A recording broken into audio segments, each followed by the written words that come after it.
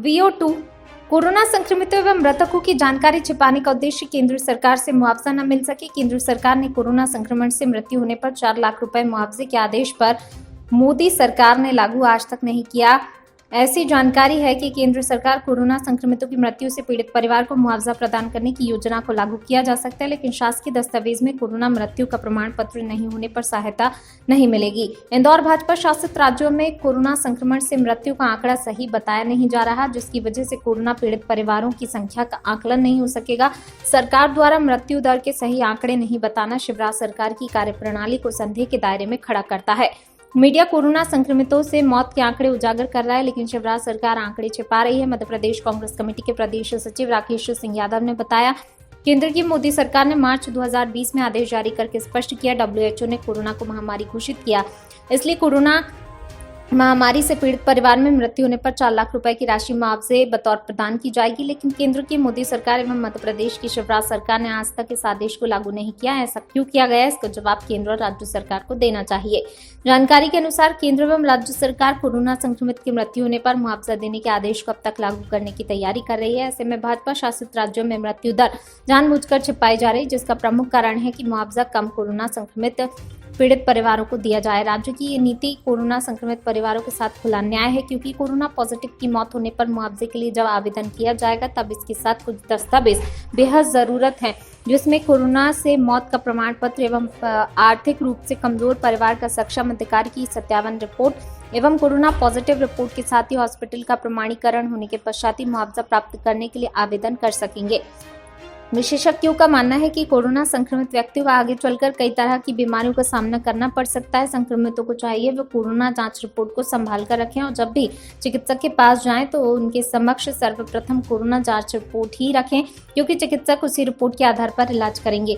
हमें जानकारी मिली है, कोरोना जांच केंद्रों और अस्पतालों में बिना रजिस्ट्रेशन कोरोना की जांच की जा रही है और मरीजों को बिना रिपोर्ट दिए मौखिक रूप से बता दिया जा रहा है कि वे कोरोना पॉजिटिव है या नेगेटिव।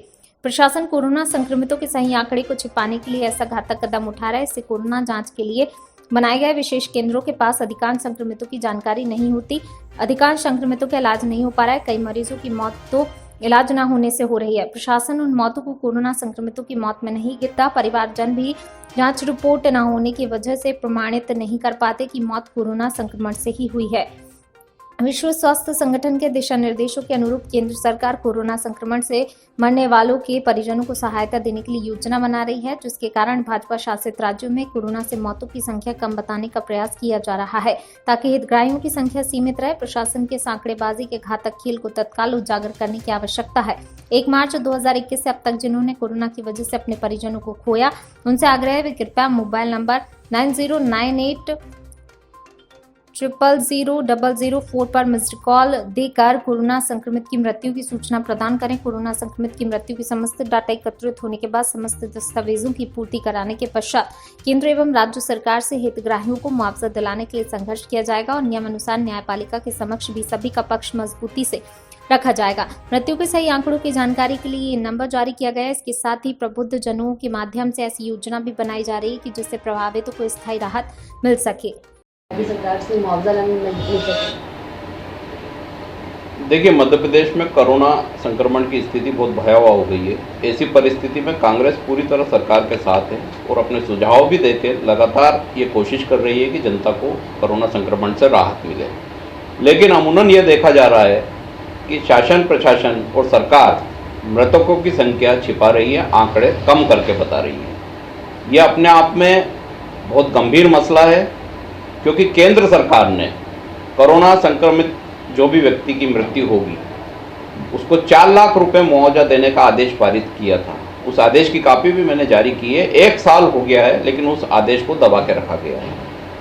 अब ऐसी जानकारी लगी है कि केंद्र सरकार और राज्य सरकार कुछ समय बाद कोरोना संक्रमित को जो मृत्यु हुई है उन पीड़ितों को मुआवजा देगी और उनकी लिस्टिंग करेगी।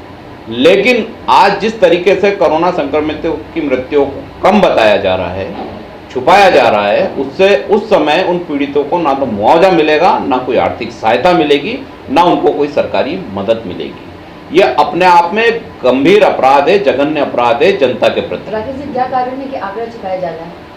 देखिए, केंद्र सरकार का एक आदेश मैंने दिया है जिसमें 4 लाख रुपए प्रति व्यक्ति मुआवजा केंद्र सरकार ने देना तय किया था। इसके बाद भी आज उस आदेश का पालन नहीं हुआ है। ये मध्य प्रदेश सरकार और केंद्र सरकार जवाब दे कि उस आदेश का पालन क्यों नहीं हुआ है। और बीजेपी शासित राज्यों में यह निर्देशित किया गया है कि कम संख्या बताई जाए, क्योंकि बाद में जब सरकार इनको मुआवजा देगी 23 के लगभग, जब 24 के चुनाव आएंगे उसके पूर्व, तो वो संख्या काफ़ी कम रहेगी और उन पीड़ितों को मुआवजा दिया जाएगा। लेकिन जिसके परिवार में किसी की मृत्यु हो गई है, किसी के परिवार में कोई कमाने वाला चला गया है, उसको सरकारी योजनाओं का लाभ नहीं मिलेगा। दूसरी बात, कोरोना टेस्ट जितने हो रहे हैं उसमें जानकारी सही तरीके से नहीं दी जा रही है, टेस्ट की रिपोर्ट नहीं दी जा रही है। अगर किसी की डेथ होती है तो डॉक्टर ये प्रमाणित नहीं कर रहे हैं उसकी डेथ को कि कोरोना से उसको एक्सपायर हुआ, अन्य कारण लिखे जा रहे हैं। ये सारी बातों की जानकारी जब पीड़ित को नहीं दी जाती है तो उसके हितग्राही को वो लाभ नहीं मिलेगा। इसके लिए हमने एक नंबर जारी करा है, एक मोबाइल नंबर जारी करा है कि 1 मार्च से आज तक जितने भी कोरोना संक्रमितों की मृत्यु हुई है उनके परिवारजन इस नंबर पर मिस कॉल दें, उनका डाटा तैयार किया जाएगा और उनके हितों को ध्यान रखते हुए सरकार के पास ये पूरा मसला ले जाएंगे, केंद्र सरकार के पास, राज्य सरकार के पास, कि इतने लोगों की मौत कोरोना से हुई है, उनको हितग्राहियों को उनको लाभ मिले।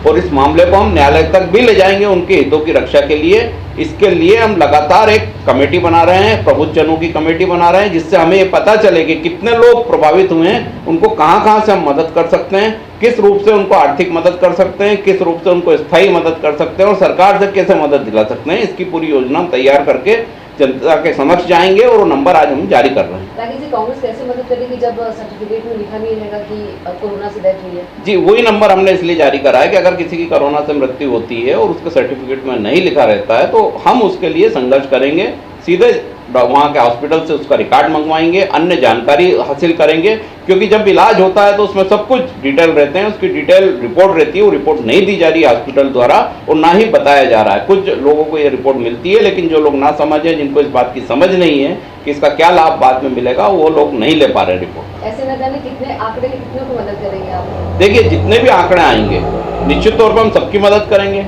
पूरी एक कमेटी बना के उनकी लिस्टिंग सरकारी आंकड़े कुछ और है और शमशान घाट में के आंकड़े कुछ और। हाँ, वो उसकी वजह ये है क्या, केंद्र सरकार का जो आदेश है कि 4 लाख रुपए प्रति व्यक्ति जिसकी मृत्यु हुई है उसको मुआवजा दिया जाएगा कोरोना संक्रमण में, WHO के निर्देश हैं, WHO के दिशा निर्देश हैं, उसका पालन सरकार को हर हाल में करना है। लेकिन अभी ये सब चीज़ें इसलिए छुपाई जा रही हैं कि वो आंकड़ा बहुत बड़ा ना हो और ज़्यादा लोगों को मदद ना करना पड़े और सरकार वाई की लूट ले कि हमने मदद की और अब आपके निश्चित तौर पे अगर उनके सर्टिफिकेट में उनकी कोरोना से मौत हुई है, उनके सर्टिफिकेट में डॉक्टर ने सर्टिफाई करा कोरोना से नहीं हुई है, हार्ट अरेस्ट से हुई है, अन्य किसी कारण से हुई है, तो उसको मुआवजा नहीं मिलेगा।